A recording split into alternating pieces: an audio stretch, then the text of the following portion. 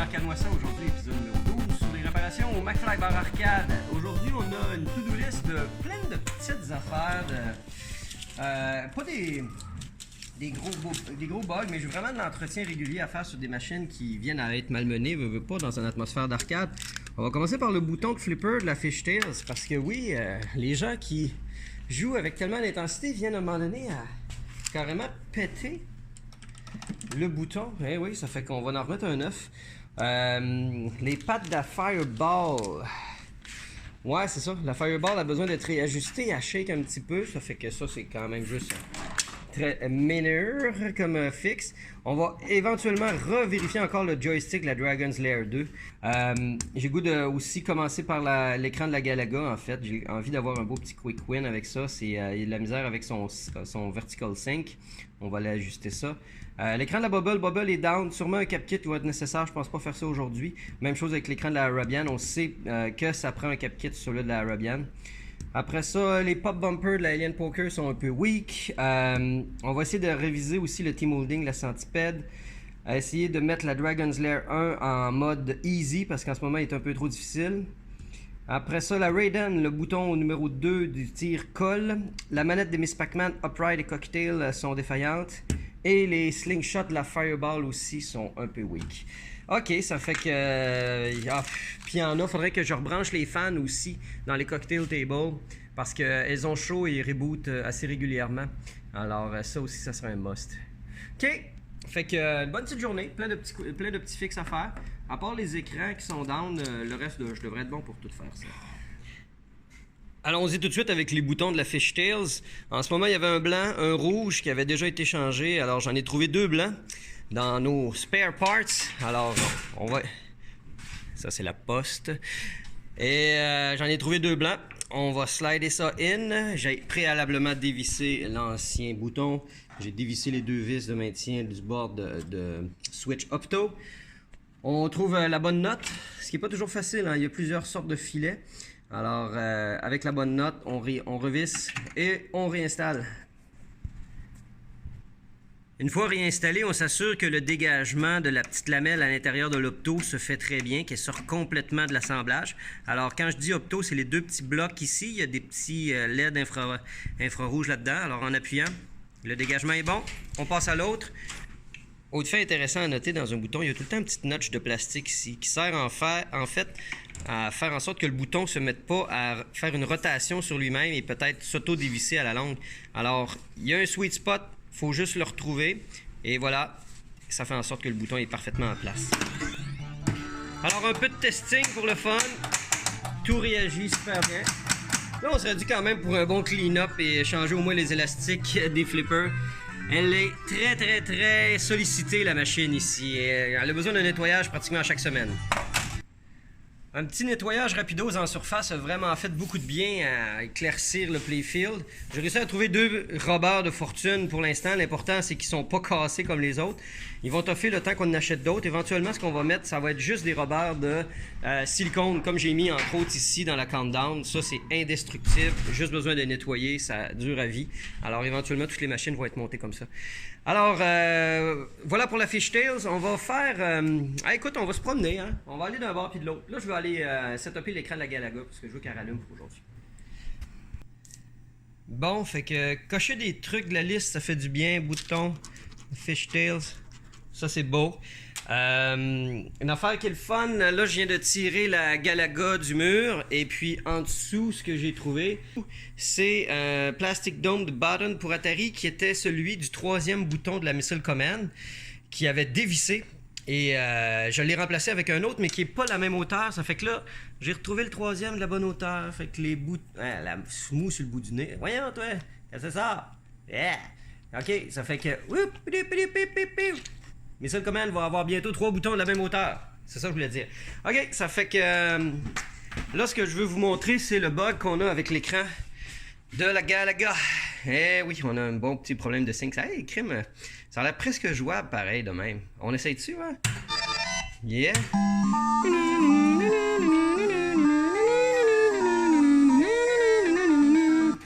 Alors, mon vaisseau, c'est le truc blanc qui est là. Et je tire vers le haut. Allez, loi du chaos fait en sorte que je touche au moins quelque chose. On a quelque chose d'intéressant, non? Ah! Puis après, à un moment donné, ça se replace. Bon, je vais pas me satisfaire de ça pareil. Je vais quand même aller voir en arrière c'est quoi le knob qui régit ce setting et le dépoussiérer un peu. Un beau petit G07 CBO. OK, ça fait que mes potes d'ajustement sont ici et c'est eux que je peux tourner en fin de compte pour ajuster. Évidemment, on fait ça avec un beau petit tournevis en plastique. Aussi, vous aurez remarqué que pour se simplifier la vie, on a mis un 60 en 1 là-dedans. C'est peut-être une des seules et très rares games. Je pense que la Xevious aussi a un 60 en 1 avec barré sur un seul jeu. À un moment donné, on a dû se rabattre sur certaines solutions tellement on piétinait toujours à la même endroit. Puis, il faut que ça fonctionne à un moment donné. Alors voilà. Eh oui, c'est les dessous des opérations. J'ai identifié le potentiomètre qui fait office de vertical sync, qui bref reproduisait le même problème que j'avais. Je l'ai quand même spiné d'un bord puis de l'autre pour le décroustillonner un petit peu, dans l'espoir que ça vienne à durer, parce que finalement ce que je pense c'était vraiment juste le potentiomètre qui est un peu sale. Alors maintenant on a une image stable. C'est sûr que c'est pas... selon les règles de art, normalement je retirerais tout complètement le châssis, je dessoudrais le potentiomètre, j'en soudrais un nouveau, mais on est en mode quick fix en ce moment, hein? On barre des choses de la liste. Alors voilà, c'est fini. Ça fait que l'écran Galaga... Là,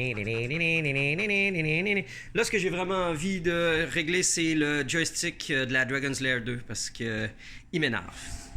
J'ai parti la Dragon's Lair 2 et j'ai envie de vous montrer un des bugs les plus ésotériques que j'ai rencontrés jusqu'à maintenant dans mon merveilleux métier de tech.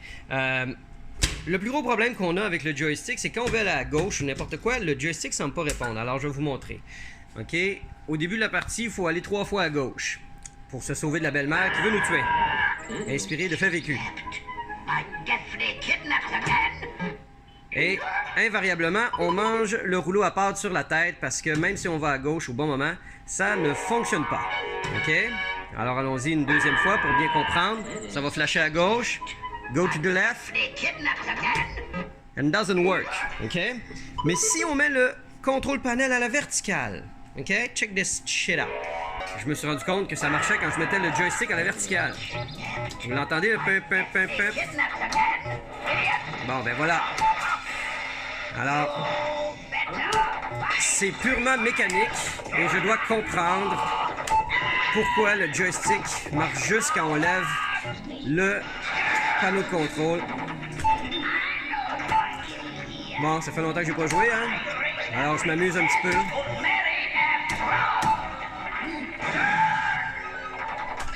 Et voilà. OK, ça fait que je veux saisir. Est-ce que c'est un fil qui coince? Qu'est-ce qui se passe exactement quand je rabaisse le contrôle panel pour que l'input ne soit pas... À force de nettoyer et de jouer avec la manette, j'ai réussi à faire en sorte qu'elle est maintenant fonctionnelle à l'état horizontal. Alors, c'est, comme je dis, assez ésotérique finalement comme problème. Parce que là, maintenant, ça fait quelques parties que je joue et tout est en ordre, tout va bien. Alors... On a un joystick qui marche. Pour combien de temps? Bref, mettons ça sur le dos de l'usure des clients parce que quand j'ai installé le joystick, il a super bien fonctionné pendant plusieurs semaines. Là, tu vois, il s'est remis à faire des siennes, alors peut-être qu'il va recommencer. Là, ce que j'ai envie de faire, c'est ajuster l'écran qui, avec le temps, a vraiment énormément terni. On voit presque plus rien, alors on va aller à l'arrière ajuster un peu le bord de conversion de signal vidéo. Et voilà, ça a vraiment fait du bien, l'ajustement de couleur, c'est beaucoup plus lumineux, plus saturé. C'est pas évident, il y a quand même beaucoup de settings à notre disposition pour peaufiner l'éclat de tout ça. Mais là, on a vraiment un beau dessin animé devant nos yeux qui se déroule en parfaite interactionnitoscope. Caclang, concon, quink, dans les burnes. Bon, OK, on a passé assez de temps là-dessus. là, je voudrais passer un peu de temps sur la Joust. Je sais pas pourquoi elle a perdu son setting de free play. On avait pourtant mis de quoi qui faisait en sorte que quand on mettait un switching power, elle le faisait plus, mais elle le refait. Alors, faisant en sorte qu'elle ne refait le plus. Je suis présentement dans le menu d'ajustement de la Joust. Je suis dans le pricing selection. Alors, on fait les choix de catégorie avec la manette de gauche et on fait le choix de la valeur avec la manette de droite. Alors, c'est avec la manette de droite que je vais aller à 9 pour mettre en mode free play. Et après ça, je réappuie sur Advance pour sortir du menu. Et normalement, elle est supposée être en mode free play. Sauf qu'elle va continuer à dire 0. Mais si je appuie sur le bouton, la partie démarre et on flappe notre vie d'autruche. Alors, c'est pas beau ça? Ça fait que c'est pas très compliqué. Faut juste le savoir parce que c'est quand même assez... Encore une fois, j'aime beaucoup utiliser le terme ésotérique. Bref, ce que je veux dire, c'est l'interfaçage de programmeurs Williams 1981-82. Ils étaient un petit peu dans leur monde. Là. Ils se sont dit « Ah, 9, ça met en free play. » Bref, dans le temps, c'est de même ça marchait. Puis c'est pas plus compliqué que ça. OK, ça fait qu'un beau petit quick win. Fait que là, j'ai une couple de trucs à barrer de ma liste pour l'instant. Le Joust Free Play, ça, je l'ai fait. Après ça, T-Molding, le centipède, ça va aller à plus tard. Joystick Dragon's Lair 2, ça, c'est beau. Après ça, ouais, les manettes de Miss Pac-Man, les deux ont besoin d'être révisées. Puis le bouton de la Raiden 2 aussi, qui reste collé. Ça, on va finir ça là. On va laisser faire ça. À moins que j'aille vraiment des clous il y a une génération spontanée de clous qui m'apparaît dans les mains, ça risque de pas se faire aujourd'hui. Ça fait qu'on va faire ça, puis les manettes des Miss Pac-Man.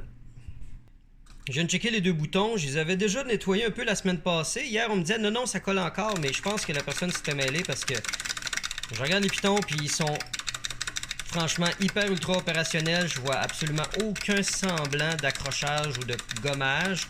Alors, ça va être ça pour l'instant. J'en ai tellement sur ma liste là, pour que ça là, je vais réessayer tantôt, mais j'ai vraiment pas l'impression que j'ai besoin de m'attarder à ça. Pour la manette de Miss Pac-Man, le problème avec lequel on fait face en ce moment, semble-t-il que lorsqu'on va à gauche, le contact reste collé de temps en temps. Alors, il est un petit peu moins distancé que le reste des autres. Donc, peut-être dans l'émotion ou l'émoi, ça vient à gommer. Alors, je vais faire un nettoyage, un bon espacement de chacun et normalement, il ne devrait plus avoir la possibilité de gommer après l'autre. Il est un petit peu trop proche. Je peux comprendre un petit peu ce qui arrive. Moi, mon diagnostic au départ, je pensais que c'était le grommet. C'est l'espèce de carré dans lequel il y a un caoutchouc qui maintient le joystick centré. Et quand ça vient à user et à fendre, ça peut faire en sorte que le joystick va toujours être un petit peu trop penché d'un côté ou de l'autre. Ce qui peut être en effet le cas. Le grommet, c'est l'espèce de carré ici, là, le truc en caoutchouc qui est juste au centre. Alors c'est lui qui ramène le tout bien centré. Mais il semble pas si mal en ce moment. Est-ce qu'il est fendu? Ouais, il est probablement fendu. En tout cas, bref, on va nettoyer ça et ça devrait résoudre le problème pour un petit moment. Un bon moment. Très longtemps? Voyons voir ce que ça dit tout ça. Si la manette répond bien et ne semble pas coller.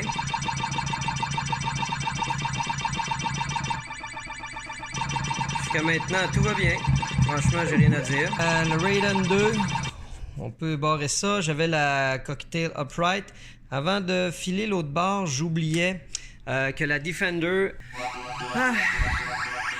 Elle se fait désirer, hein? C'est une high maintenance girl, ça, y a pas à dire. Elle a un côté bien à elle d'être toujours un petit peu sur la fesse. C'est pas une machine qui a été complètement révisée, je l'avoue. Et là, en ce moment, elle a un gros problème de booting. Et là, elle a son ROG, puis à un moment donné, elle embarque comme un peu dans son menu, elle flicatrotte et retourne en ROG. Alors, ça donne pratiquement l'impression qu'elle a un problème avec son 5 volts qui est pas très stable. Ah, voyez-vous? C'est ça, là. Les genres de glitch qu'elle fait, là. Ça fait qu'on va aller voir en arrière qu'est-ce que ça dit côté connexion. La Defender a eu un upgrade avec un switching power supply et puis il y a eu la braquette d'adapteur pour le voltage de Arcade Shop. Il y a un petit voltage ici qui est assez flaky, merci. Il mériterait d'avoir une bonne griffe aussi là, de connexion. Ah ben voilà, voyez-vous. C'était aussi simple que ça. La Defender a des connecteurs défaillants. Il s'agirait donc de réviser ça. Donc je vais regarder ça, solidifier le truc, puis je vais en profiter pour y réinstaller un nouveau socket marquee. Et elle a perdu sa programmation aussi par le fait même parce qu'elle était en mode free play. Alors je vais la remettre en free play, remettre un beau marquee, la remettre droite parce qu'on l'aime cette Defender. J'ai commencé par mettre le marquee. Sylvain a acheté des fluorescents en LED et ma foi, ça fait un super éclairage. J'aime ça partager avec vous quand je fouille dans les menus de machine. Alors, Press Advanced with Switch Set for Auto for RAM Test. Nanana. Il serait supposé avoir un setting Free Play. Et on presse High Score pour setter à Free Play. Voilà, c'est fait. C'est ça de régler pour la Defender. Next one. Ok, fait que la Defender, c'est beau. J'aurais aimé quand même voir un petit peu qu'est-ce qui se passait avec l'écran de la Bubble finalement. Savoir si j'ai pas des pièces à acheter. Je suis derrière la Bubble, j'ai mis le courant, j'ai vérifié, j'ai bel et bien du 120 volts qui se rend au châssis du G07. Fait que, ok, bon, ben je suis en terrain connu. On va refaire un cap kit, un hot et un flyback sur le G07. Fait que ça va être ça à commander. Yeah! Bon, juste pour le fun, avec la Raiden d'allumer, je m'amuse avec le piton, puis il n'y a absolument aucune défaillance et collage de piton que ce soit. Alors, comme je pensais, j'avais bel et bien réglé le problème la première fois que j'avais touché. Ok, bon, on ramasse les petits, c'est l'heure de commencer mon chiffre au McFly. Alors, merci d'avoir été à l'écoute de la 12e capsule des réparations McFly. Sur ce, je vous dis à bientôt, amusez-vous bien, prenez soin de vos machines et me revoilà en nouveau en contre-gyroscope. À la prochaine!